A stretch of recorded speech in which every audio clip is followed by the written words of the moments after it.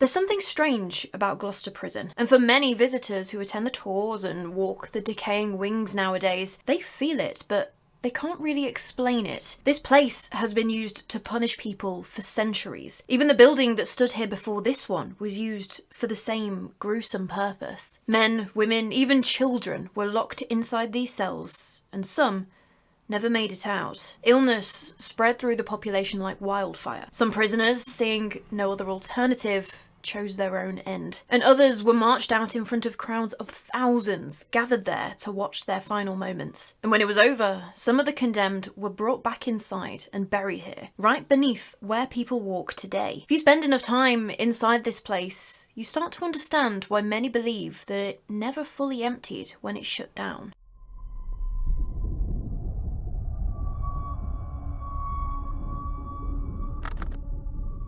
The prison that you see here today is just the latest in what has been centuries of punishment on this site, as where the prison sits now was actually originally part of Gloucester Castle. The castle started life, as many in the country did, as a simple motte and bailey structure during the Norman period. The motte being the hill that the heavily fortified building called the Keep would sit on, and then the bailey being where everyone else involved in castle life would live. Still in a walled-off, fortified space, but not as much. And the castle was responsible for guarding the roads into the city from the west, but also as a nice base of operations for the Sheriff of Gloucester. Records show that Gloucester Castle had already started to be used to lock people up by 1185, and by 1228 they had established the first official county jail in the castle, which imprisoned mainly debtors. These were people who, as the name suggested, had racked up debts, and so they were imprisoned until they were able to pay it all off. Only something that you may not know is that being imprisoned for a debtor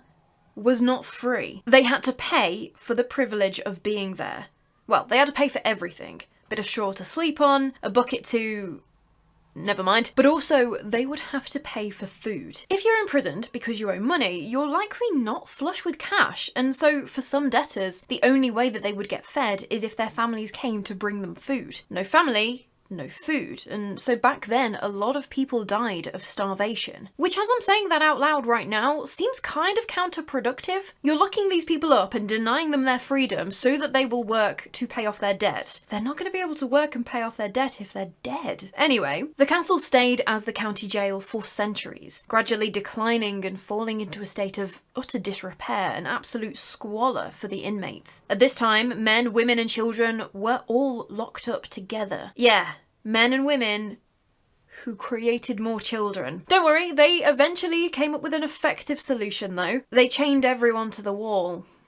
Yeah. Conditions in the jail were so bad that outbreaks of jail fever were pretty frequent. What we call now epidemic typhus, a potentially, and back then commonly fatal disease, spread by body lice. At one point, it spread so rapidly that even spectators and court officials who were attending the trials being held there were getting ill. Some prisoners didn't even make it to their trials and died of jail fever before their case had even been heard. And as if that wasn't bad enough, for some prisoners, their time at the jail ended in a very public way. Executions were held at the county gallows just outside of Gloucester, so prisoners would be transported from the castle to the gallows on the back of a cart, sitting on their own coffins, which they would shortly be occupying, which is grim. After 500 years of prisoners being kept in what was effectively a medieval castle dungeon, complete with all of the disgusting details that your mind is currently conjuring up, John Howard, the famous prison reformer, wrote a less than complimentary report about the jail in 1777 in his book, The State of the Prisons in England and Wales. And he left nothing to the imagination in there, saying that there were almost always sick prisoners being held there, which may have had something to do with the large dunghill that sat near the stone steps. Yeah, I'd say that may have something to do with it, John. That and the rampant overcrowding and non-existent personal hygiene. On John Howard's book being published, others agreed that probably it was time to do something about it, and so they did make some small improvements immediately. But really, the castle had been reduced to such a state over time that at that point you kinda just need a do-over. So 10 years later, in 1787, Gloucester Castle was actually demolished and the new prison started construction. That took another 4 years, but in the last week of July, 1791 wasn't quite fully built, but they started moving prisoners in anyway. January 1792 rolled around and the prison was officially announced as completed. It had been designed by William Blackburn, an architect responsible for the plans for a lot of prisons being built at the time. To improve conditions, he'd wanted to create cells that were dry and airy to try and combat the spread of disease. Male and female prisoners were to be kept completely separate too, not just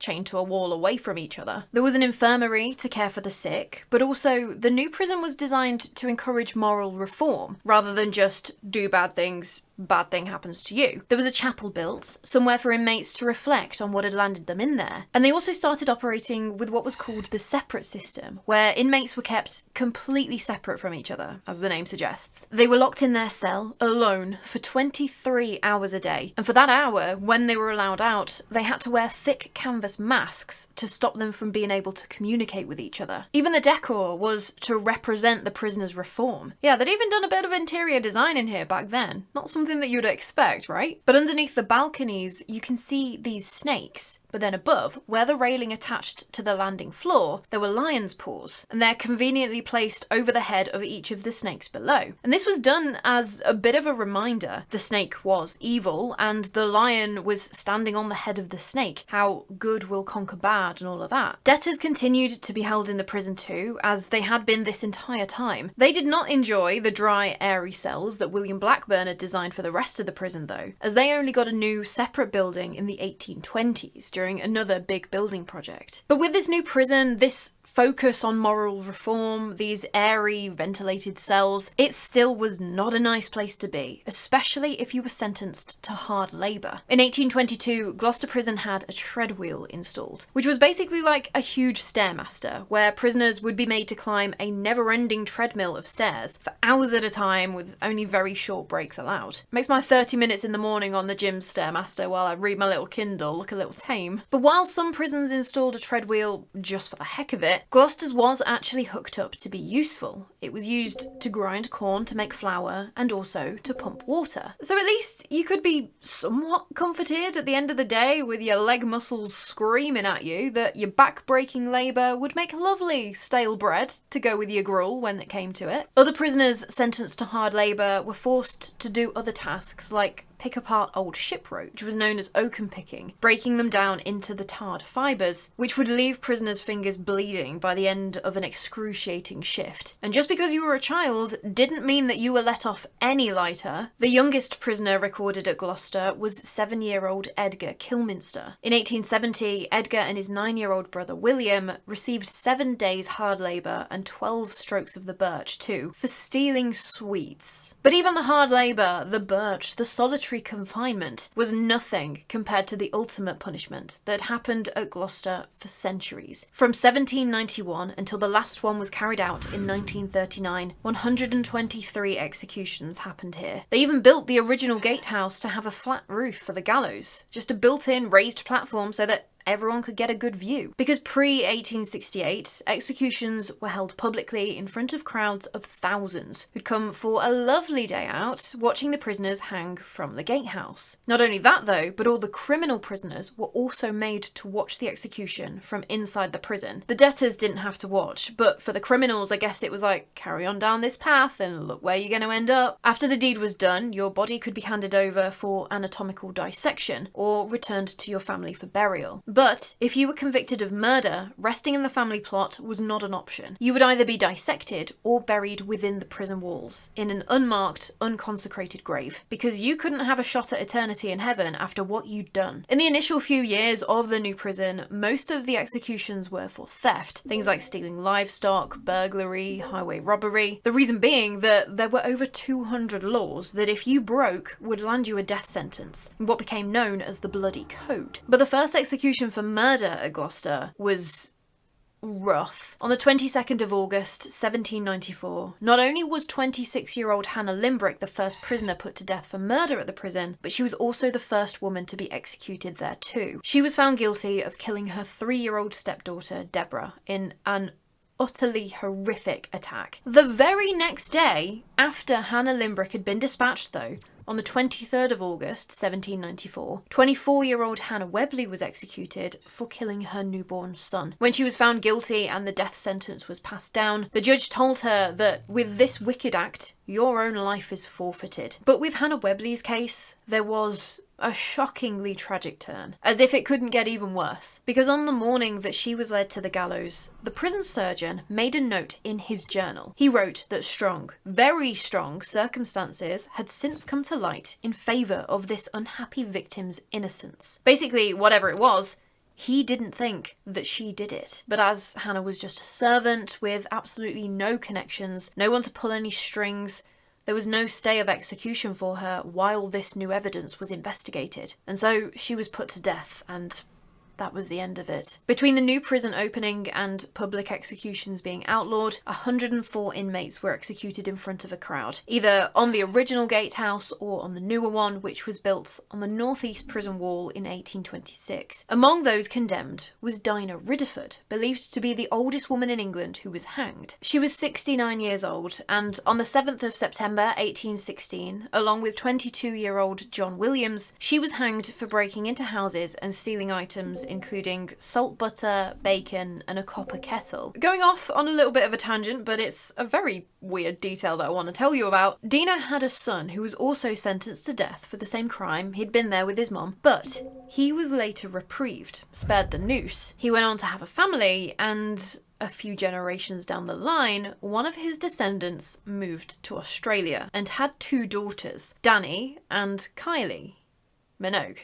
Yeah, the ones that you're thinking of. The more you know. Once the law came in 1868, that all executions had to happen inside the prison, away from the public, hangings took place within one of the prison yards. And that was the way it was until 1912, when a purpose-built execution shed was added to the end of A Wing, as per new government rules. The condemned cell was on the other side of the wall in A Wing, and so a door was knocked through into the shed, which meant, at the very least, once the condemned left their cell, it was a short walk to the trapdoor and then onwards to oblivion. Not at all like the parade that it would have been for inmates who were hanged in public on the gatehouse roof. The condemned prisoner's final cell was made up of what is now 3 cells, so cell 12, 13 and 14 had all been knocked through to make a larger cell, which was where the prisoner would spend their last night on earth. There's now a spiral staircase in the condemned cell for a fire escape, so kind of loses a bit of the vibe, but a lot of people still talk about the incredibly heavy atmosphere in there. Whether that's more to do with knowing what the cell was used for and knowing that just on the other side of that wall was the execution shed, who's to say? There does seem to be a story that Gloucester Prison had a death row kind of setup where those cells, 12, 13 and 14, were all used to house condemned prisoners. And then as the cell next to you opened up, you would move further along until the last cell before it was your turn to be shoved off this mortal coil. However, that doesn't seem to be the case. It's just that once the need for a condemned cell was gone, they split it into those 3 cells, 12, 13 and 14, so they could house more prisoners. There was a diagram I found of the layout of the condemned cell, and there's no way that it was just the final cell on the end, as it is now, because it's way too small. But I suppose the size of your final prison cell wouldn't be super high on your list of concerns. But there was another really tragic case though, when William Townley was convicted of burglary in 1811, and like so many others at the time, he was sentenced to death. However, as Townley was locked up in Gloucester, the judge, who had presided over the case, received extra evidence, and it changed his mind. He decided to reprieve Townley and basically call off the execution. Only that message was sent to the Sheriff of Hereford rather than the Sheriff of Gloucester. And so when the letter arrived the morning after, opened and read by the wrong sheriff, he'd sent an urgent message to Gloucester to call off the execution, but the messenger arrived at the prison 20 minutes after Townley had been executed. He was already gone. You'd have to think that sort of like Townley's spirit or ghost, if he was there, would just be thinking, of course you're going to turn up after the thing has happened. Great, cool. Thanks, guys. Great, clerical error. Love that. At least he's got that story to go and tell the rest of the afterlife, though. Not that that is any consolation. But in 1922, perhaps the most infamous execution to have happened at Gloucester was that of Herbert Rouse Armstrong, the only solicitor in Great Britain hanged for murder. On the 31st of May, Armstrong was led to the execution shed, protesting his innocence all the way to the end. He had been found guilty of the murder of his wife Catherine, known as Kitty. Kitty had died in January 1921, after an illness that seemed to come and go. It was so weird. She improved in hospital, but every time she returned home, she got worse. At the time, no one had cottoned on to what had really been going on. Herbert had been playing the concerned, dutiful husband, but that was not the case at all. The thing is, Armstrong probably would have gotten away with it if he hadn't tried the same thing on someone else. Armstrong had a business rival, another solicitor called Oswald Martin, working in the same town of Hay-on-Wye. He'd invited Martin over for tea, and assuming it was to discuss a case that they were working opposite sides of, Martin had accepted. But Armstrong had basically all but shoved a scone into Martin's mouth during this afternoon tea. Wasn't quite that forceful with it, obviously, but he'd picked it up and handed it to Martin, all excuse fingers and all of that. Martin had eaten it, but then become violently ill afterwards. Now that would have been enough for me to side-eye Armstrong anyway. Maybe I won't excuse your fingers, actually. But the real issue was, Oswald Martin's father-in-law was the town's chemist, and he'd become very suspicious after he learned that Martin had gotten ill after visiting Armstrong. His alarm bells had already been ringing when he'd sold Armstrong arsenic after the solicitor had claimed that he needed it to kill dandelions in the garden when it was autumn and there weren't really that many about. So he was connecting dots already, but then came the chocolates. They'd been anonymously sent to the Martin household, and one family member had already eaten some, and similarly to Oswald, had become violently ill. All while this was going on though, every chance he got, Armstrong was trying to get Martin to come back over for tea. Come on mate, you love a scone, don't you? Come on. Come and have a cup of tea. They decided to take a closer look at the chocolates to find that they had tiny holes in the bottom. They'd been tampered with, and when they were tested, they had arsenic in them. Well, that got the whole ball rolling. Kitty's body was exhumed, and it was found that there was a lot of arsenic still in her organs, leading to the conclusion that she'd been given a large dose of the poison 24 hours before her death. And because Oswald Martin had survived the poisoning attempt, it exposed what Armstrong had been doing. And so it was because of that that he was then charged with the murder of his wife. As the trapdoor opened in the execution shed of Gloucester Prison, his last words were said to have been, "Kitty, I am coming for ye. Really hope you wouldn't, Herbert. Think you've done enough and she probably doesn't want to see you, mate." As time went on though, less crimes carried the death penalty, but also as public attitudes towards the execution shifted, the death penalty was handed out less and less. The last execution at Gloucester took place on the 7th of June 1939, when Ralph Smith was sentenced to death for murdering his landlady, who he'd gotten into a relationship with. She hadn't wanted to give up her male friends like he'd asked her to, and so in a jealous rage, he'd killed her for it. Thomas Pierrepoint was the hangman for Ralph, assisted by his young nephew, Albert, who went on to be one of the most famous hangmen, executing between 435 and 600 people during his career. After Ralph was dispatched, though, the execution shed stood empty, until it was torn down in the 60s after the death penalty was suspended for murder. You can still see where it was now, though. You can see the outline of its roof on the outside wall of A Wing, which is haunting in itself, knowing what happened in that building. Moving through the years for the prison itself though, the 20th century was a time of a lot of change. There had already been even more critical reports coming out in the later 19th century, damning the conditions of the prison yet again, saying it was utterly unfit for modern requirements. In 1904, all female inmates had been transferred out, and Gloucester Prison became an all-male facility. In the later half of the 20th century, more improvements were being made to the prison. In 1971, C Wing was added, which became the Young Offenders Wing, but it was also a wing that housed prisoners who were there for life. But that year, 1971, was the same year that one of the most infamous prisoners to be held at Gloucester would be incarcerated here, Fred West. If you don't know the name, he was a serial killer who, along with his wife, Rose West, were responsible for some of the most brutal and disturbing crimes in modern British history. But before all that came out, he was briefly imprisoned here in 1971 after he'd been caught stealing car tyres and a vehicle tax disc. And so he'd served part of that sentence at Gloucester Prison before being moved to an open prison in Watton-under-Edge, HMP Leyhill. But he was also here at Gloucester in 1994. In B Wing, B3, Cell 18, while waiting to hear from the Home Office about where he would be held on remand. The prison is just a 13-minute walk from 25 Cromwell Street, which had been dubbed the House of Horrors, where Fred and Rose had carried out some of their most disturbing crimes. He wasn't here for very long though, as he was held at Gloucester Police Station in their police cells quite a lot during the investigation into his and Rose's crimes. He was then transferred to Birmingham, and that is where he took his own life on the 1st of January 1995, before ever facing justice for what he did. There was a story I saw that Fred did actually carve his name on the wall of the debtors' prison in 1971, but once all of the horrific crimes came to light, other prisoners scratched it off, like, you don't deserve to have your name here after all you've done. I'm not sure if that story is true. Obviously, if the name was scratched off without any photos, there's no way to prove whether he did or not, but that's the story anyway. But Gloucester Prison, even through all this history, continued to house prisoners into the 21st century. It was a Category B adult male local prison and young offenders institution, holding up to 329 prisoners. During its final few decades, if you entered the main building, you'd be housed in B Wing if you were on remand, so if you were yet to go to trial or be sentenced or anything, and then A Wing once you were convicted. So if you were due in court, you could leave your cell in B Wing in the morning,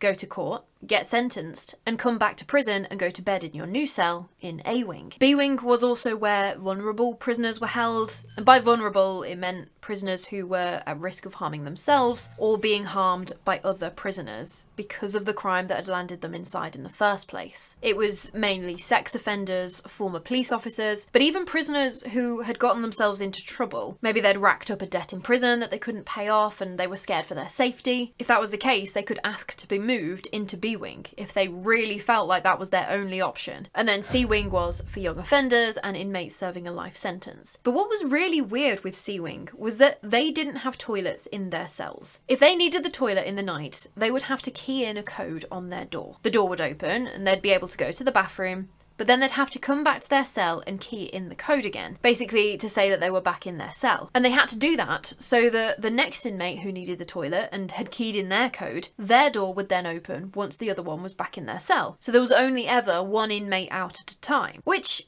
I can see the logic in that, but it had its downfalls. Some would abuse the system, go out of their cells at night and go and chat to their mate through the door, and leave other inmates on C Wing busting for the loo but unable to go for hours. In 2002, there was a report that came out highlighting just how bad things had gotten in the prison. Because it was so overcrowded, the place was dirty, grimy, just not looked after very well. Prisoner hygiene and living conditions didn't come up high on the priority list, but you've got to think about that there were 2 prisoners to a cell by this point. These old Victorian cells that had been initially designed for just one inmate. But in April 2003, it was named as one of the 20 most overcrowded jails in the UK. Things didn't improve either, as in 2007, the Independent Monitoring Board called out the prison for, again, its overcrowding, but also cramped cells and bad dining facilities. Things got worse when just a month later, 100 prisoners had to be transferred out, as flooding put the ground floor underwater,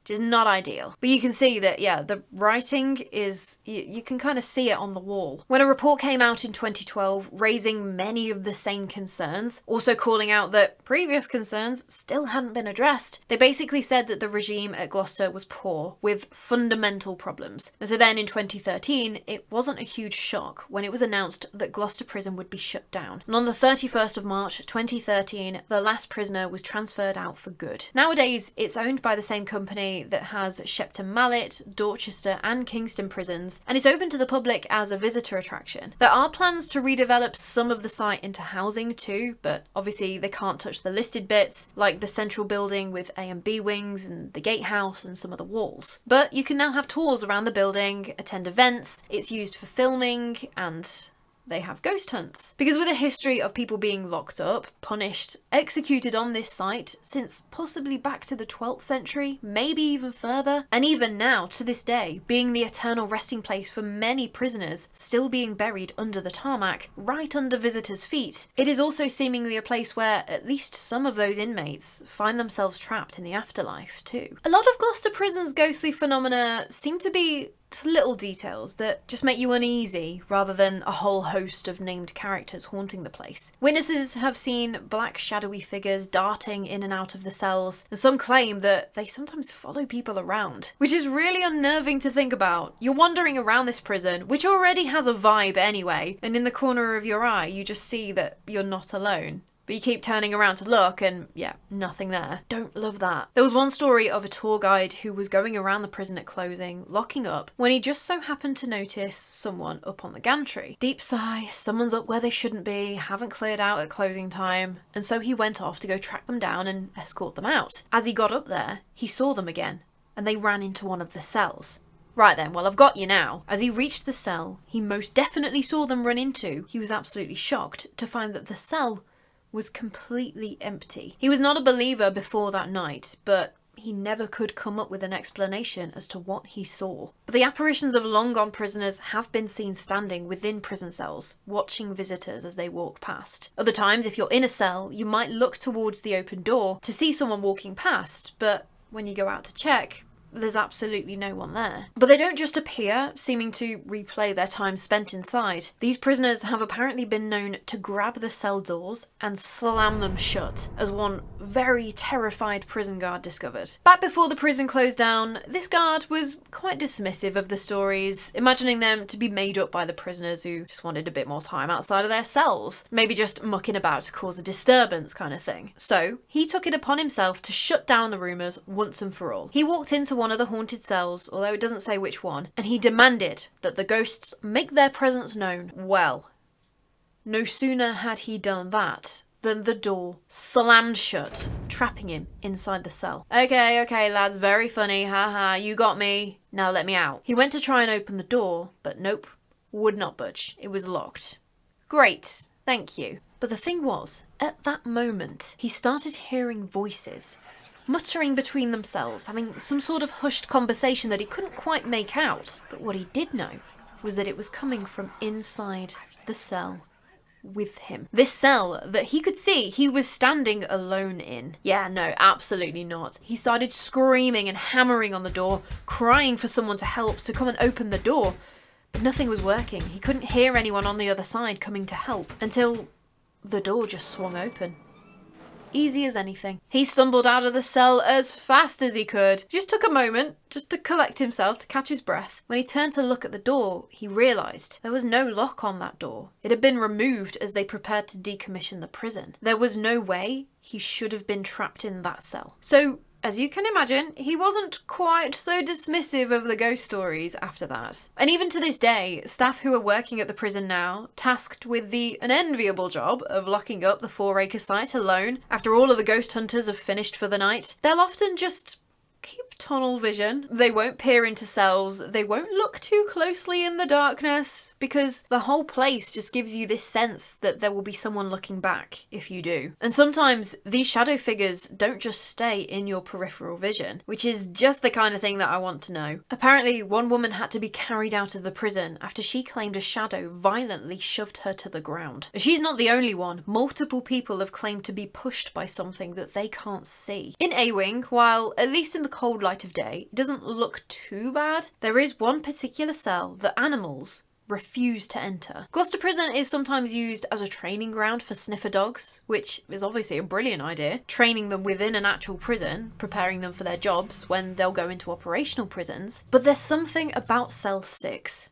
Dogs just refuse to go into it. Handlers can throw treats, bits of chicken even. Nope. Won't even entertain the idea, but no reason why. But the wing that has the most creepy reputation is C Wing. It's generally known as one of the most active areas of the prison, with footsteps heard approaching you in the corridors and doors closing without any explanation. Which, considering the age of the site and the history that the existing wings have seen, it is interesting, as C Wing was the one built in the 70s, but it's a very different vibe to the rest of the prison. It's very closed in and claustrophobic, and it will set you right on edge immediately. And it was in C Wing that an incident happened during a ghost tour. A husband and wife were attending the tour and listening to the guide tell stories of how doors could be heard slamming in here and footsteps and all of the things. All of a sudden, it was like a switch flipped and the husband apparently turned and went to hurt his wife. Absolutely no rhyme or reason to it. But back in the central building, and voices have been heard in the chapel having whispered conversations. If you try to listen in and attempt to make out what they're saying, they'll abruptly stop,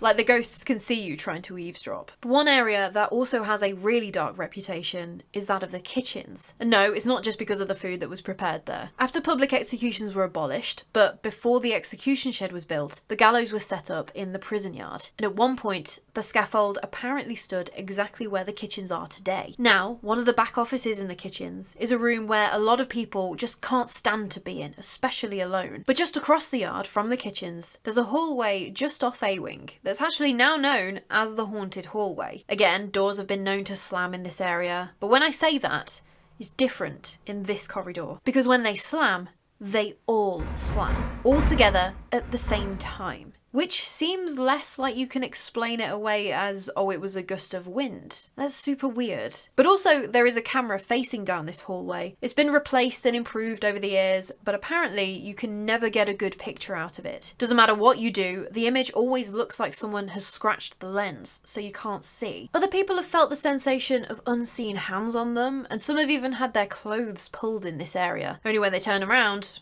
there's nothing there. Elsewhere, the debtors' prison has a really bleak reputation too. There's a definite pattern here, isn't there? Obviously, when it was first built in the 19th century, its sole purpose was for debtors to be imprisoned so they could work to pay back their debts. Even during that time, there would have been a lot of anxiety and tension towards the guards themselves who charged the prisoners for the privilege of being in there. But then, once the debtors' prison closed, this block became healthcare, which sounds like it would be an okay place to be, right? Not at all. It was fitted out to be basically like a psychiatric ward. And so now a lot of people say that it has a really horrible feeling to it. When Gloucester Prison run their various events, like the Halloween scare attraction, apparently actors will do the most to make sure that they don't get assigned healthcare, because it just feels so awful in there. And if they do draw the short straw, some will actually just wait outside for the next group of visitors to come through the scare attraction, rather than wait in position on their own inside the building. That's how much of an effect it has on people. But there is another story I need to tell you about with Gloucester Prison, because this woman has become the most famous ghost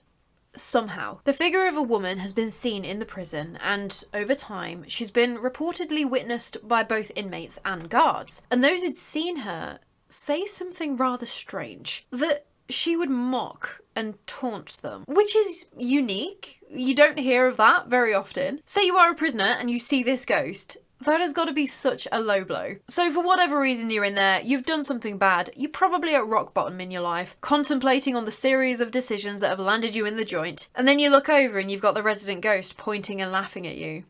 Charming. Apparently, if you found yourself imprisoned in cell 25 on the threes, you were in for a time of it, because the paranormal goings-on seemed at their worst in there, and it was thought to be down to this woman. And so, back in 1969, prisoner Robert Gore, along with the other inmates, got together in his cell 25, and they held themselves a seance. They wanted to get to the bottom of what was going on. Robert drew up his own Ouija board on scraps of paper and got to communing with whatever was with them in the room. Only they supposedly got more than they bargained for. After the Ouija board spelled out J-E-N-N-Y, they ended up absolutely legging it out of the cell in complete terror when books and flower pots were thrown around the room by something they couldn't see. This was apparently documented in the prison guard's notes for that shift too, that there was this disturbance and that a group of inmates were completely petrified. But a few days after that abandoned seance, Robert was in his cell alone when a woman's disembodied hand materialised and then pointed at him, which is very creepy, but how do you explain that one to the prison guards after that? The thing is, this ghostly woman's backstory is unexpected, being a ghost haunting a prison. Some versions state that this woman, Jenny, was murdered in the area of the prison back in the 15th century, as in before the prison was constructed, way back into Gloucester Castle days. But now she returns to point at the spot where she was killed. Other versions claim that she was the victim of one of the inmates imprisoned here, and so she followed him to the prison to search for him. But as we have no details other than a first name and a vague story, it's hard to tell if this woman actually is who she's claimed to be. What I'm getting at is that it might not be a Jenny who was murdered centuries ago, but it's not to say that something else wasn't haunting cell 25. If the paranormal reaction to the seance did actually happen and bits and bobs were being flung about the cell, who's to say that it wasn't one of the thousands of other prisoners who passed through here? Because Gloucester Prison has seen centuries of death. Hundreds, possibly even thousands of people have died on that site, some of them in horrendous conditions. I mean, as recently as 2015, they found evidence of the Norman Castle in the former exercise yard. Literally history built on top of history. From the prisoners kept in a medieval dungeon to the last man executed in 1939, it's all in this same space. And that is a long time for the dark energy of a place like this to fester. And sometimes it spills out and affects the living. Because there was one man who was attending a paranormal investigation at the prison when all of a sudden he was overcome with this sheer animalistic rage. He started punching the walls until blood appeared on his knuckles, shouting and threatening others in the group. I would put money down that that was definitely the most terrifying thing that they all experienced that night. Now, whether it was paranormal, whether it was something psychological, you'll never know. But it's all just worthwhile keeping in mind. Because when you're talking about all of the hauntings of Gloucester Prison, the crimes and the punishment, it can be easy to feel detached and not appreciate that these were still real people. Real humans that were locked up, whether they deserved to be, or, as in a couple of the cases that we've heard about tonight, whether they didn't. And for all the reforms and refurbishments and expansions, these were still people surviving in horrendous conditions at completely rock bottom in their lives. And for some, it was where those lives ended too. And truly, nothing brings home that fact like seeing the graffiti etched on the walls of the debtors' prison, seeing the names and the dates, and realising that hundreds of years ago, even up to 2013 when the prison closed, people stood in that exact spot, some not knowing how things were going to turn out, others knowing exactly how all of this was going to end. And so then, when it was all over, their sentence served, they didn't always leave. And so if you're standing in that prison today, just take a second,